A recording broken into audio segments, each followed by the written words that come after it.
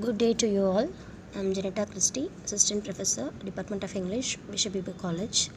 Now I'm going to give you an overview of Manju Kapur's Difficult Daughters. So Manju Kapur is an Indian novelist. Her first novel, Difficult Daughters, won the 1999 Commonwealth Writer Prize and first Best Book Award in Europe and South Asia. She teaches English at Delhi University under the name Manju Kapur Dalmia. She studied and received an MA in 1972 from Dalhousie University in Halifax, Canada, and MPhil from Delhi University.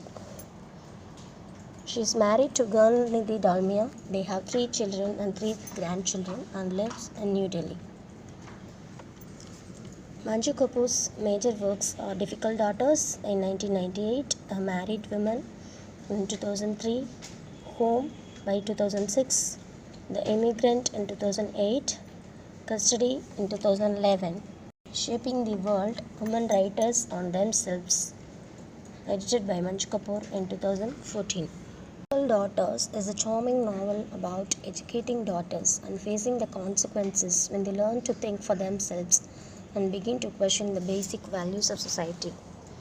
It is the old conflict again between the demands of modernity and tradition, enacted this time in an upright, high-minded middle-class Punjabi Lalaji family in the 1930s and 40s.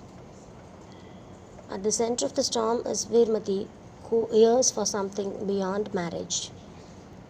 The author brings together 3 generations of women.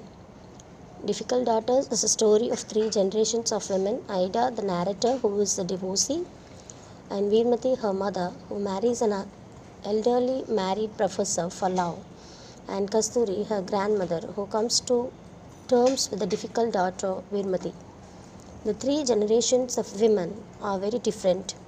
The book starts with the daughter at her mother's funeral, filled with conflicting emotions and the realization that she didn't really know her mother. The next is her journey across India and Pakistan in search of some kind of closure, talking to family and friends and gathering information. The grandmother had some education but is sent away from her family when she marries into a good Hindu person. She relies more and more on her eldest daughter, Veermati. While Veermati does her duty, she is striving for some sign of affection from her mother, but none is forthcoming. Her mother is just too worn out to give of herself emotionally. Her daughter studies longer despite her education being interrupted by family duties. She is encouraged by a visit of a glamorous city-dwelling cousin who has chosen to study rather than marry. So, defying the wishes of her parents, Veermati keeps on studying, putting off the date of her wedding more than once. Perhaps surprisingly, we know least about the granddaughter, Ida, the original narrator of the book. She has clearly been unhappily married and estranged from her family, but we can only glean information from her reaction to her mother's story. The most important theme is that of women. Their lives, their fat, their only validation seems to come from marrying and having children, preferably sons. Those from forward-thinking families who decide to continue their education or even not to marry are viewed with disappointment and suspicion. The grandmother's own story shows that, despite the time that has passed, the situation of a woman can also be seen in the secondary characters. In Lahore, Veermati shares a room with an activist fighting against the coming partition. She appears to be one of the few truly happy characters, somehow managing successfully juggle family and education.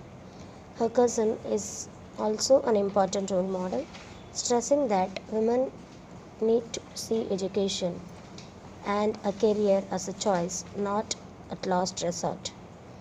So, Veermati's love rival is the professor's wife, a barely literate woman chosen for him as a child. She tries to please her husband, a man who barely thinks of her and understandably doesn't like the interloper. She tries to be a good wife, as she has been taught, sadly, not realizing that she can never satisfy him. Both women suffers at the hands of a man who wants his cake and to eat it, not caring about the consequences. The saddest part is the lack of communication between the women. And we would hope that a mother would want her daughter to have a better life, a more satisfied existence. But the women presented here protect the long standing traditions more than the men. It seems that tradition is more important, especially as the actions of a daughter affect her whole family. The novel is a portrait of one and then two countries through the lives of a woman. The struggle for independence and education in the two countries, finding their feet in the difficult post independence era. It made everyone to think about a long, hard look at the relationship between women and generations in a family. It is difficult to imagine Lagu's mesmerizing pull in those pre-independence, pre-partition days. Veermati falls in love with her romantic neighbor, a married professor, England written. She marries him eventually and then comes into his home alongside his furious first wife. Her family is disgraced, and the Arya Samaj movement for the education of women suffers real setback in Amritsar. The theme of marriage is central to the novel, though the novel deals with childhood, youth, old age, education. Marriage is the central theme. The focus is on the man woman relationship, for example, Veermati with the Professor Harish. Manju Kapur also gives an important feature to the mother daughter relationship, which drew in a lot of attention. Difficult Daughters mocks this theme in itself. The novel sets against the glory backdrop of partition in the cities of Amritsar and Lahore, remains a powerful portrayal of the society. The novel spans three generations of women and exposes the essence of disillusionment. The three generations of women are Kasturi, Veermati, and Ida, who epitomize the three stages of Indian independence. Kasturi, the mother, symbolizes the pre independence and is shown as a victim of the offensive control patriarchy.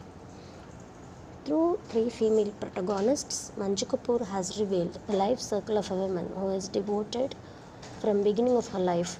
As a child, Veermati has to take care of her siblings. Her whole life is dedicated to her whole family. She is the eldest of the 11 sisters and brothers. Veermati, the daughter, symbolizes the country's struggle for independence. Ida, Veermati's daughter, is the product of post-independence period and establishes herself as an independent woman. Manju Kapur tries to view things afresh with a female pair of eyes. In this, she focuses on pre-independence era and during the time of partition and also the post-independence time. Thank you.